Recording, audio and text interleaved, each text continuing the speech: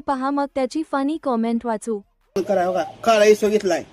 असा काळा इसो मित्रांनो खालायचा पाणी ओतून. असा काळा मग असा खराचं 2 वापर पाणी लावते उसावर मित्रांनो. हे आपलं लोणचं काळा इसुर असा खालायचा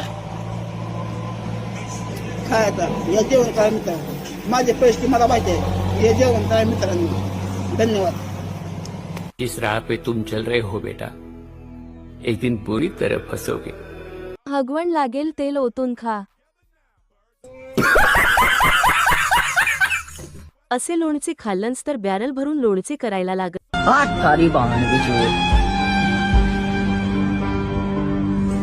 एक तिंग प्याची भाकरी संग. ये बातें बताई नहीं जाती.